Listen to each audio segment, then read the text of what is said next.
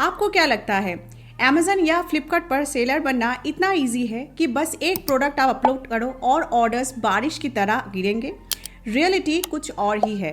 अगर आप e commerce seller हो या बनना चाहते हो तो ये वीडियो आपके लिए है। मैं पिछले 10 साल से ई कॉमर्स बिजनेस कर रही हूँ और मैंने कुछ ऐसे मिस्टेक्स की है जो मुझे आज भी याद है। तो आज मैं आपके साथ शेयर करने वाली हूँ ऐसी 10 कॉमन मिस्टेक्स जो Amazon और Flipkart सेलर्स करते ही हैं। तो वीडियो को एंड तक देखो ताकि आप ये गलतियां अवॉइड कर सको। हाय, मैं हूं ममिता और स्वागत है आप सबका जायका सेलर ज्ञान पे। पहला पॉइंट सुनने से पहले एक छोटा सा सवाल, क्या आप भी ये गलतियां करते हैं? सोचो, एक सेलर ने देखा कि किसी सेलर की किसी पर्टिकुलर प्रोडक्ट पे 1000 ऑर्डर्स आते हैं और उस सेलर ने डिसाइड किया कि वही सेम प्रोडक्ट बेचना वो शुरू करेगा।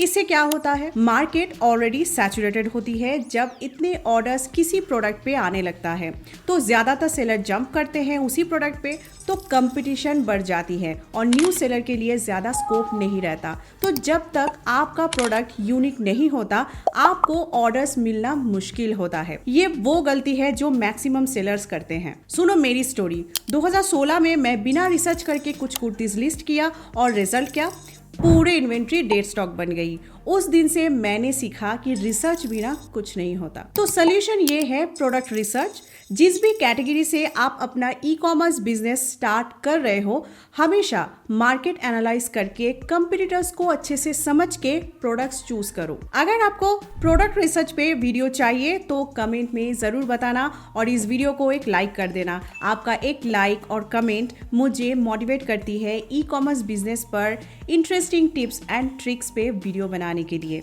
तो प्रोडक्ट रिसर्च को लाइटली मत लेना। आप सोशल मीडिया और गूगल ट्रेंड्स के through free of cost product research कर सकते हैं। अगर पेड टूल्स की बात करें तो प्रोडक्ट रिसर्च के लिए आप जंगल स्काउट या हीलियम 10 का यूज कर सकते हैं और ऐसी टूल यूज करके डिमांड और कंपटीशन को आप लोग समझो।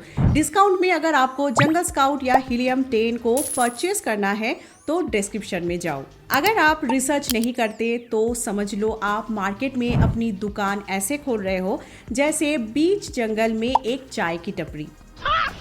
मस्त जोक मारा रे। ये एक और कॉमन प्रॉब्लम है। लो प्राइस रखो तो मार्जिन नहीं बचेगा और हाई प्राइस रखो तो प्रोडक्ट बिकता ही नहीं है। प्रोडक्ट सेलिंग प्राइस में एक परफेक्ट बैलेंस ढूंढना जरूरी है। Amazon, Flipkart जैसे मार्केट प्लेस में कई तरह की फीस होती है, जैसे referral fees, fixed fees, shipping fees. तो ज्यादातर सेलर शुरू में इन सारी फीस की कैलकुलेशन सही तरीके से नहीं करते हैं, बल्कि ये करते ही नहीं हैं।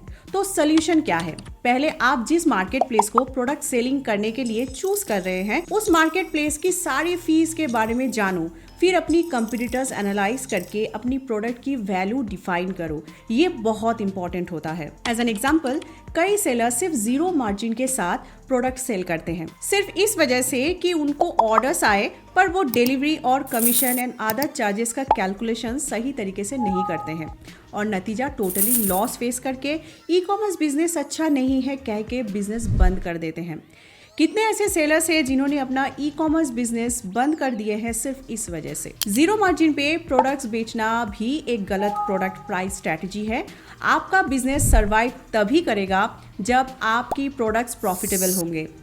0 मार्जिन पर प्रोडक्ट्स बेचना सिर्फ शॉर्ट टर्म सोल्यूशन है। एक और गलती मत करना, अगर प्राइस रखो 99 तो फ्री डिलीवरी मत लिखना। एटलीस्ट इस केस में 50 रुपीज प्रॉफिट मार्जिन तो रखना ही चाहिए, क्योंकि कस्टमर्स को फर्क नहीं पड़ता कि आपका मार्जिन क्या है, बस उन्हें लगता है कि आप अंबानी हो। आप क्या प्रेफर करेंगे, 100 प्रोडक्ट्स 50 रुपीज मार्जिन के साथ या 10 प्रोडक्ट्स 500 रुपीज मार्जिन के साथ? कमेंट्स में जरूर बताएं। शुरू में ई कॉमर्स सेलर्स ऐसे ही प्रोडक्ट्स जेनरिक में अपलोड कर देते हैं और सोचते हैं ब्रांडिंग करना उनकी बस की बात नहीं है, ये तो मैन्युफैक्चरिंग कंपनी ही कर सकते हैं जो प्रोडक्ट रेडी कर रहे हैं। पर ये गलत है एंड कॉमन मिस्टेक है। वो ये नहीं जानते हैं कि जेनेरिक प्रोडक्ट आप इजीली अपनी ब्रांड नेम पर सेल कर सकते हैं, तभी आप लॉन्ग टर्म Amazon, फ्लिपकार्ट जैसे मार्केट प्लेस पर सस्टेन कर सकते हैं। ब्रांडिंग आपकी प्रोडक्ट की वैल्यू को इंस्टेंटली बढ़ा देती है। ब्रांडिंग का मतलब सिर्फ बड़े बड़े एड कैंपेन्स नहीं होता है। एज एन एग्जाम्पल, एक जेनेरिक टी शर्ट और नाइकी के टी शर्ट दोनों सेम क्वालिटी की हो सकती है, पर ब्रांडिंग गेम चेंज कर देती है। नॉन ब्रांडेड प्रोडक्ट्स और ब्रांडेड प्रोडक्ट्स के बीच का फर्क आप खुद देखो। अगर आप अपनी प्रोडक्ट्स पे एक छोटा स्टिकर या लोगो भी लगा देते हो तो कस्टमर को लगता है कि ये एक प्रीमियम प्रोडक्ट है, प्रोडक्ट ट्रस्टेड और वैल्यूएबल है। और कस्टमर्स को अगर आप गुड क्वालिटी का प्रोडक्ट भेजोगे ना, तो वो आपको एक गोल्डन टिकट देंगे। क्या है वो पता है? पॉजिटिव रिव्यू, जो आपकी प्रोडक्ट ऑर्डर्स बूस्ट करने में आप ही को मदद करेंगे।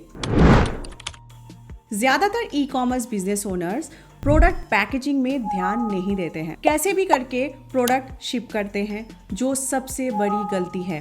पुअर पैकिंग से एक तो आपका प्रोडक्ट का इन ट्रांजिट डैमेज होने का खतरा बढ़ जाती है और ऊपर से कस्टमर नाराज होकर आपको देते हैं नेगेटिव रिव्यू। अच्छी पैकेजिंग एक साइलेंट सेल्समैन की तरह काम करता है। सोचो, एक पुअरली पैक्ड प्रोडक्ट और एक स्मार्टली पैक्ड प्रोडक्ट, कौन सा ज्यादा रिव्यूज और रिपीट कस्टमर्स लाएगा? आप ही बताओ। पैकेजिंग में इन्वेस्ट करो, चाहे वो छोटा सा आपके ब्रांड नेम का स्टैम्प ही क्यों ना हो, ताकि आपकी प्रोडक्ट इन ट्रांजिट डैमेज भी ना हो और कस्टमर्स के सामने एक ब्रांड इमेज भी बन जाए। एग्जाम्पल के तौर पे मेरे एक स्टूडेंट ने कपबोर्ड बॉक्स पर सिर्फ अपनी ब्रांड का स्टैम्प लगाया और उनका प्रोडक्ट इंस्टेंटली प्रीमियम लगने लगा। रिजल्ट था रिव्यूज 4.2 से 4.7 तक बढ़ गए। ऑनलाइन स्पेस में जो दिखता है वही बिकता है। अगर आपके प्रोडक्ट फोटोज ब्लरी या बोरिंग है ना, तो कस्टमर इंटरेस्ट लूज करेगा। और यही होता है ज़्यादातर सेलर्स के केस में। जैसे तैसे करके इमेजेस प्रोडक्ट्स फोटोज़ में अपलोड कर देते हैं। कभी कभी तो सिर्फ वन इमेज अपलोड करते हैं, बस आगे पीछे साइड कोई भी एंगल नहीं हो। ये भी एक गलती है जो नई नहीं है, बहुत पुरानी है। मैं अपनी वीडियोस में कई बार बताई हूँ, पिछले 7 सालों से बता रही हूँ, फिर भी आज भी सेलर्स की यही गलती कंटिन्यू चल रहा है। अच्छी फोटोग्राफी में इन्वेस्ट करो। अगर बजट नहीं है तो मोबाइल और फ्री टूल्स का यूज करो। AI फोटो एडिटिंग टूल्स जैसे कैनवा और remove.bg से काम चला सकते हो। मेरे चैनल पर इसके ऊपर वीडियो है, तो जरूर देख लेना। प्रोडक्ट इमेजेस कैसे रेडी किया जाता है AI के मदद से अपनी ई कॉमर्स बिजनेस के लिए। अब आप ही बताओ, ये फोटो देखकर क्या आप खरीदना चाहोगे इसे? ज्यादा प्रोडक्ट लिस्ट करना और वैरायटी देना टेम्पटिंग लगता है, लेकिन ये गलती है और सेलर्स को ये लगता है कि ज़्यादा प्रोडक्ट्स अपलोड कर देने से ऑर्डर ज़्यादा आने लगेगा, तो जो भी प्रोडक्ट्स उन्हें पसंद आता है वो इन्वेंट्री बाई कर लेते हैं, सोच कर कि अपलोड करने में क्या ही जाता है, वो तो फ्री ऑफ कॉस्ट है। और देखते ही देखते डेड इन्वेंट्री का पहाड़ बन जाता है। ये पॉइंट डायरेक्टली कनेक्टेड है प्रोडक्ट रिसर्च से। आप प्रोडक्ट रिसर्च करोगे तो ये गलती वहीं पे खत्म हो जाएगा। आप प्रोडक्ट रिसर्च करके चुनिंदा प्रोडक्ट्स की ही प्रोक्योर करोगे जो आपको सेल ला के दे सकती है। आप इन्वेंट्री में ट्रेंडी हाई डिमांड प्रोडक्ट्स ही रखो और उन पर फोकस करो। डेड इन्वेंट्री ना सिर्फ पैसा ब्लॉक करती है बल्कि डीमोटिवेट भी करती है। मुझे याद है एक बार एक ऐसे ही सेलर ने, जो हमारे चैनल की सब्सक्राइबर भी है, मुझे इंस्टाग्राम पे मैसेज किया था कि उन्होंने 50 ऐसी प्रोडक्ट्स लिस्ट किए थे Amazon पर बिना रिसर्च करके, और उनमें से सिर्फ 5 प्रोडक्ट्स पे ही ऑर्डर आ रहा था, बाकी सब डेड स्टॉक बन गए। तो ये गलती आप कभी मत करना। ई कॉमर्स सेलर्स शुरू में FBA या FBA पे ज़्यादा ध्यान नहीं देते हैं। उन्हें सेल्फ फुलफिलमेंट या मर्चेंट फुलफिलमेंट ही सही लगता है, इसमें कोई प्रॉब्लम नहीं है। पर FBA या FBA की जो बेनिफिट्स एक सेलर को मिलना चाहिए, उन सारे बेनिफिट से नए सेलर दूर हो जाते हैं। जबकि FBA या FBA एक नई बिजनेस ग्रोथ के लिए काफ़ी इंपॉर्टेंट स्टेप होता है। इनकेस आपको FBA के बारे में ज़्यादा नहीं पता तो मैंने वीडियो इस पर बना रखी है, आप देख सकते हो मेरे चैनल पे। और क्विक डिलीवरी आजकल ज़रूरी है। कस्टमर्स को जल्दी जल्दी प्रोडक्ट डिलीवरी चाहिए। अगर आप Amazon FBA या फ्लिपकार्ट स्मार्ट फुलफिलमेंट जैसे मॉडल्स अडेप्ट करते हो तो आपका ऑर्डर प्रोसेसिंग और लॉजिस्टिक्स का हेडेक खत्म हो जाती है। आप अपने बिजनेस ग्रोथ पर फोकस कर सकते हो। फैशन और एक्सेसरीज नीश के सेलर्स के लिए ये मैंडेटरी नहीं है, पर बाकी के लिए एक गेम चेंजर है ये। आपका हर एक पैसा इंपॉर्टेंट है। अगर आप रेगुलरली पेमेंट सेटलमेंट्स या चार्जेस को ट्रैक नहीं करते तो कभी कभी गलती हो सकती है। प्लेटफॉर्म्स का सिस्टम ऑटोमेटेड है पर ग्लिचेस होते हैं। डेली या वीकली पेमेंट्स का ज़रूर मॉनिटर अप करो। एक बार मेरी एक स्टूडेंट ने गलती से 20 kg वेट एंटर कर दिया एक प्रोडक्ट के लिए जो सिर्फ 200 ग्राम्स का ही था और डिलीवरी चार्ज 800 रुपीज़ आया था। तब से वो हर पेमेंट ट्रैक करते हैं और आपको भी ऐसा ही करना चाहिए। कस्टमर रिव्यूज़ आपका सबसे बड़ा एसेट है। अगर रिव्यूज़ पॉजिटिव है तो आपका कन्वर्शन रेट ऑटोमेटिकली इम्प्रूव होगा। नए ई कॉमर्स सेलर्स सोचते हैं कि ऑर्डर्स आएगा तो ऑटोमेटिकली रिव्यूज़ भी आ जाएंगे। ऐसा नहीं होता है। आप ही बताओ कितने प्रोडक्ट्स आप ऑनलाइन खरीदते हो बट जेन्युइन रिव्यू आप कहीं पर भी देते हो। ये नॉर्मल ह्यूमन बिहेवियर है। रिव्यूज़ ऐसे ही नहीं आता है शुरू में, और स्पेशली नेगेटिव रिव्यूज़ को इग्नोर मत करो। हर एक फीडबैक एक इम्प्रूवमेंट का चांस देता है।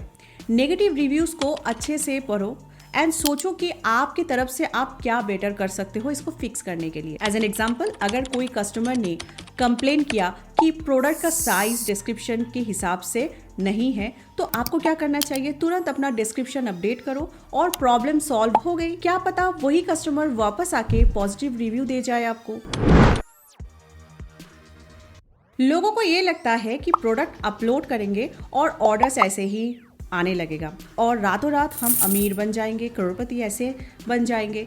ई कॉमर्स एक लॉन्ग टर्म गेम है, क्विक रिच स्कीम नहीं। अगर आप हर चीज़ स्मार्टली और पेशेंस के साथ करते हो तो सक्सेस गारंटीड है। Don't rush. पहले प्रोडक्ट रिसर्च, फिर ब्रांडिंग, फिर पैकेजिंग और फिर कंसिस्टेंट एफर्ट्स के साथ ग्रो करें। अगर आप इन 10 मिस्टेक्स को अवॉइड करते हो तो आप भी इजीली 10 लाख पर मंथ की ई कॉमर्स बिजनेस बिल्ड कर सकते हो। मगर कैसे? इस वीडियो में आप जान पाओगे एक सक्सेसफुल सेलर ने किस कैटेगरी पे, कौन सी प्रोडक्ट पे क्या स्ट्रैटेजी लगाया।